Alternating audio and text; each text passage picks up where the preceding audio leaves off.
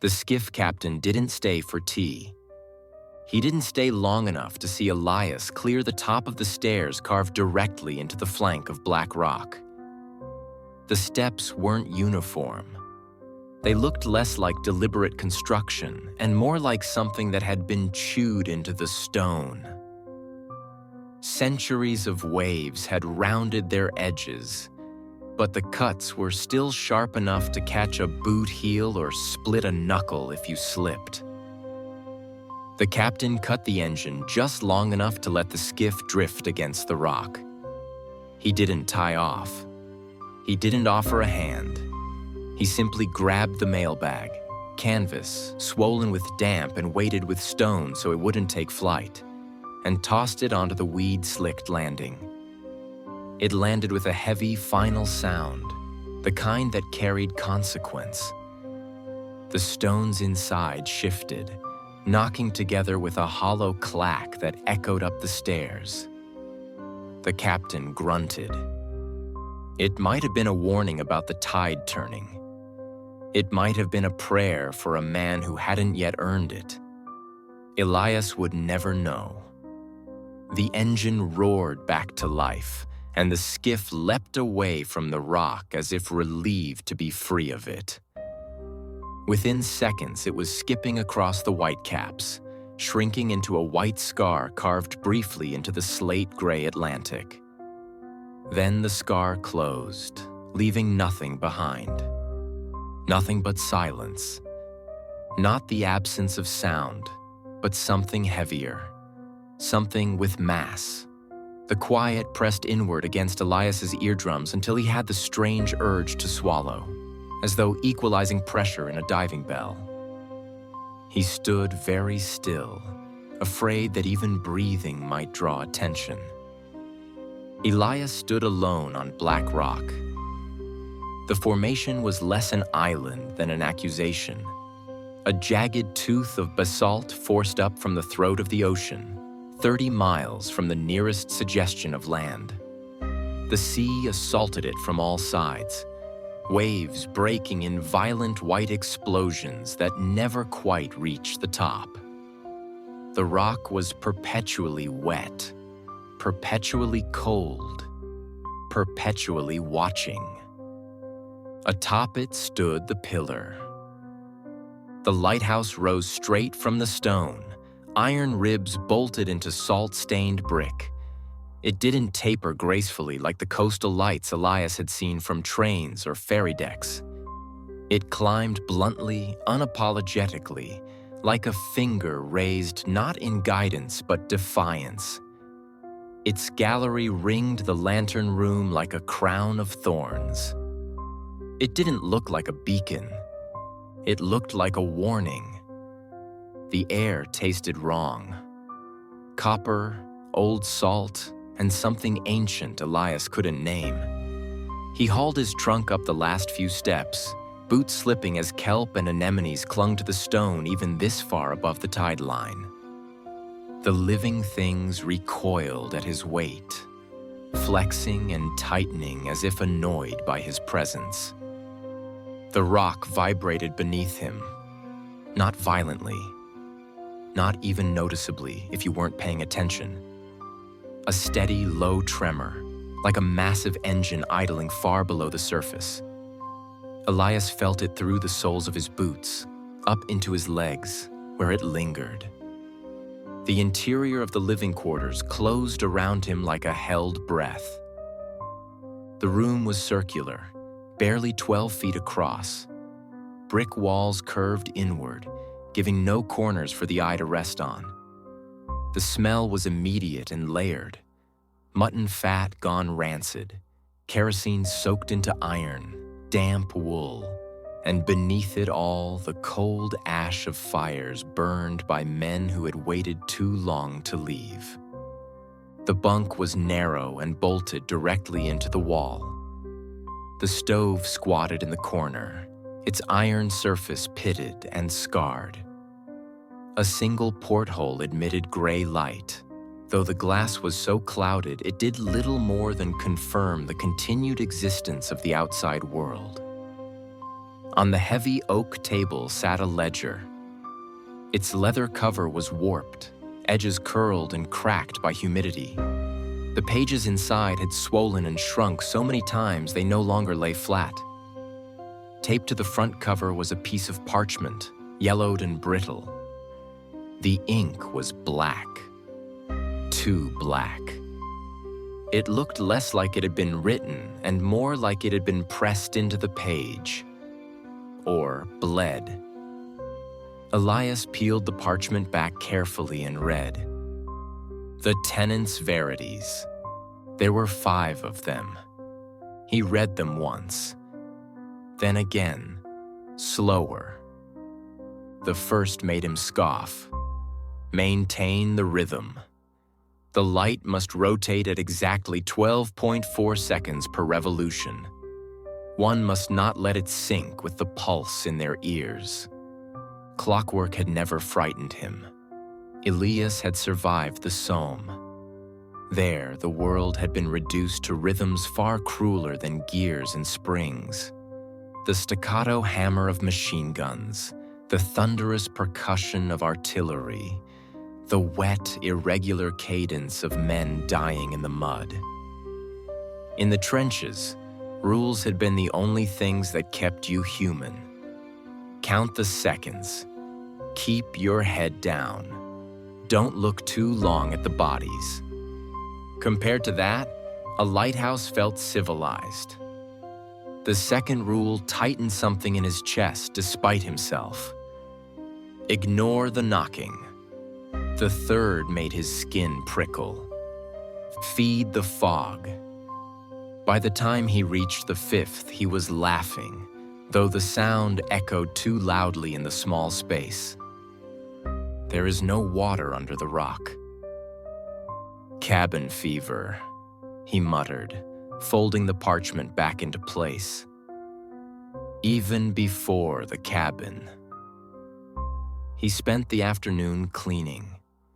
He scrubbed the stove until his knuckles bled, aired out blankets stiff with salt, and stacked the coal neatly, asserting his presence over the ghosts of men who had occupied the space before him. The lighthouse felt vertical in a way trenches never had. A stacked world, each level pressing down on the one below. It was while cleaning the pantry that his hand caught on a loose stone. Behind it, wrapped in oilcloth, was another journal. Older. The name inside was written in careful, looping script. Barnaby Thorne. Elias sat by the stove as night fell, the embers casting long, distorted shadows that crawled along the curved walls. He began to read. Elias turned the brittle pages with care. Barnaby Thorne's handwriting filled the journal in dense, slanted lines. The ink faded to a sickly brown, where damp had gnawed at it for decades. There were places where the pen had pressed so hard it had torn the paper, as if Thorne had been trying to carve the words into something more permanent than pulp. October 14th, 1888, the entry began. We dug deeper than the blueprints allowed. Elias paused, listening to the wind climb the tower like fingers searching for purchase. The engineers from the mainland assured us the rock was solid basalt, a pedestal fit to anchor the light for 1,000 years. But drills are honest things. They told a different story. At 27 feet, the bit broke through into something that was not stone.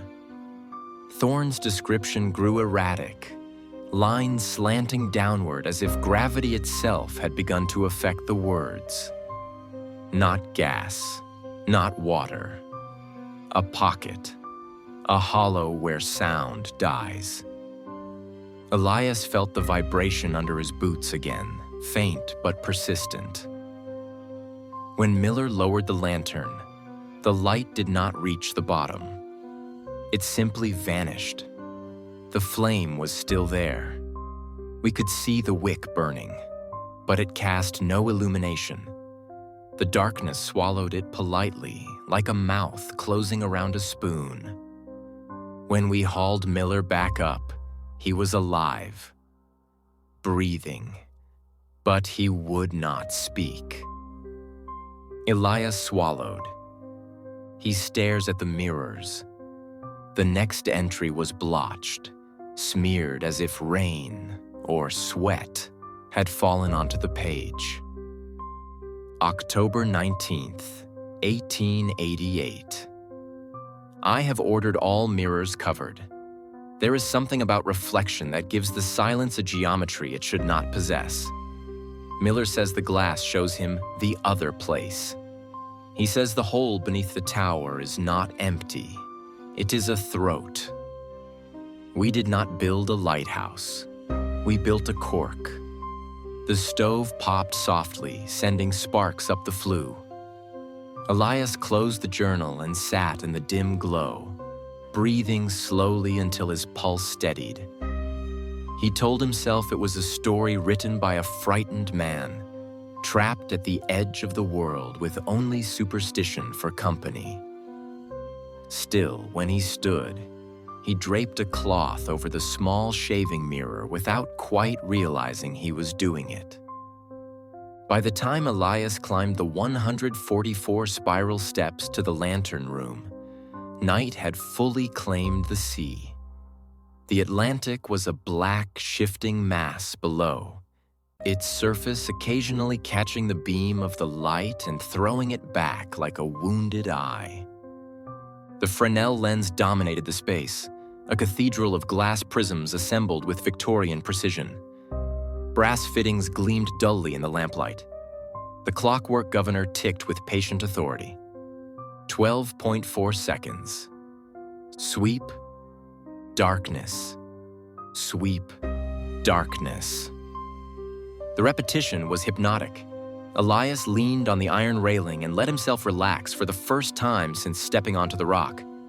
This at least made sense. Gears, weight, cause, and effect. Then the vibration began.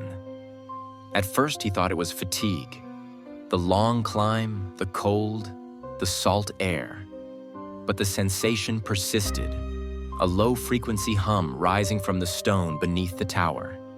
It traveled up through the iron supports, into the floor, into his boots.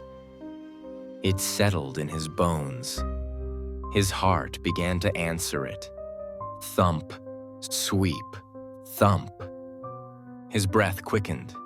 He felt suddenly warm, then hot, sweat prickling at his scalp despite the chill.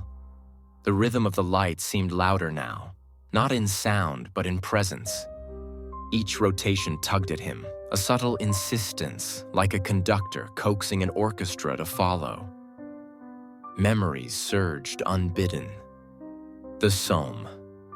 Mud sucking at his boots, the shriek of incoming shells, the way his heart had hammered then, trying to outrun inevitability. He remembered pressing his chest into the dirt, feeling the earth vibrate with each impact, the world reduced to noise and waiting. The lighthouse was doing the same thing. It was synchronizing him. "No," Elias gasped, fingers digging into the railing. His pulse was accelerating, trying to match the sweep of the light. He could feel it in his throat, his ears. Thump, thump, sweep. Panic surged. He crossed the room in 3 unsteady steps and grabbed the tension lever on the governor. With a sharp pull, he slowed the mechanism. 15 seconds. The effect was immediate. The pressure in his chest vanished as if a valve had been opened. His heart stumbled, then settled into a more comfortable cadence. The vibration dulled, retreating back into the stone. Elias laughed, breathless and triumphant. "See," he said aloud to the empty tower. "Just nerves." Below him, something shifted. At 2 o'clock, the wind died. Not gradually, not the way storms normally ease themselves into quiet. One moment the tower groaned and howled. The next, it was as if the world had been smothered. The silence was immense. Then came the knock. It was metallic, sharp, echoing up the central shaft. Knock, knock, knock. Elias froze. The sound came from the gallery door, 80 feet above the sea. An iron portal bolted shut against the elements, against everything. Elias, his mother's voice. It slid into him like a blade wrapped in velvet. Elias, love, the voice called again. It's damp out here. You always did catch cold so easily. He could smell lavender soap, could see her hands, red from washing, tucking hair behind his ear as she had done before he left for France. She had been buried 3 years ago. The handle rattled, the bolt groaned. Open the door, she pleaded. I've brought your coat. Elias staggered back, hands clamped over his ears. The second rule burned in his mind. Ignore the knocking. He squeezed his eyes shut and began to hum, an obscene tavern song from his army days, loud and tuneless. He sang until his throat burned, until tears streamed down his face. The knocking grew frantic. Then, at exactly 3 o'clock, it stopped. The silence lifted. The wind returned, screaming around the tower as if furious at being excluded. Elias collapsed against the wall, shaking. At 3:10, the fog rose. It wasn't white, it wasn't even gray. It was charcoal dark, thick and oily, clinging to the glass with intent. Elias felt it before he saw it. A hollow ache opening in his mind, a hunger that had nothing to do with food. The fog pressed closer, swirling, searching. Feed the fog. Hands trembling, Elias ran to the furnace bypass and yanked the chain. Black smoke belched out into the night. The fog reacted instantly. It surged toward the smoke, enveloping it, consuming it. A sound echoed through the glass. Not quite a roar, not quite a sigh. Satisfaction. Slowly, heavily, the fog withdrew, sinking back toward the waves. Elias slid to the floor, utterly exhausted. At 3:45, he went to wash his hands. The sink was cold. The water smelled faintly of rust. He looked up. The mirror was uncovered. For a heartbeat, nothing was wrong. Then his reflection failed to blink. Elias stared into his own eyes, now too still, too focused. The skin of the man in the glass began to pale, turning translucent, the waxy white of a deep-sea fish hauled too quickly from the depths. Behind the reflection, the mirrored version of the room began to change. Water poured through cracks that did not exist. The walls bowed inward. The sea rose. The reflection leaned forward, rippling the glass like disturbed water. You changed the rhythm, it whispered, not aloud, but directly into his skull. The voice sounded like stones grinding together underwater. You invited us to stay. Elias screamed and stumbled back, crashing into the table. He fled the room, leaving the mirror bare.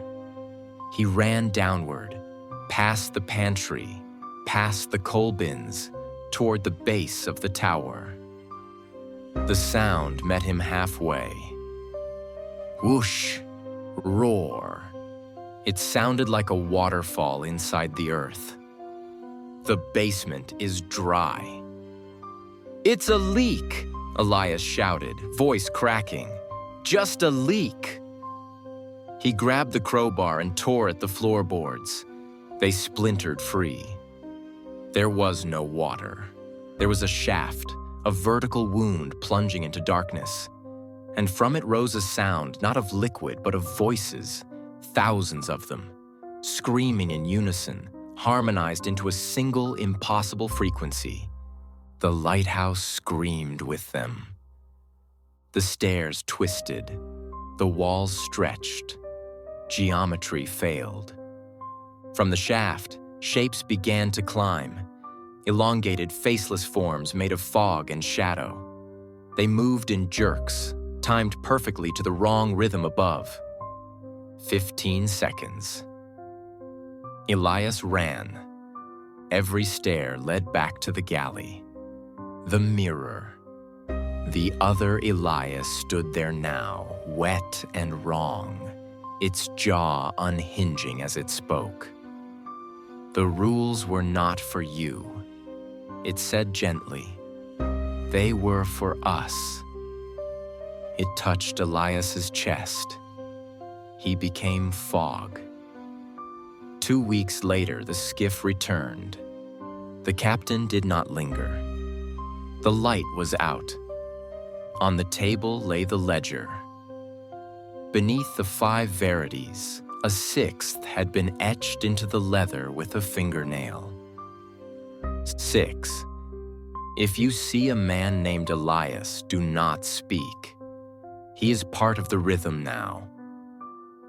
The captain nodded, covered the mirror, and climbed the stairs. As long as the light turned at 12.4 seconds, the cage would hold. And Elias would keep the dark company,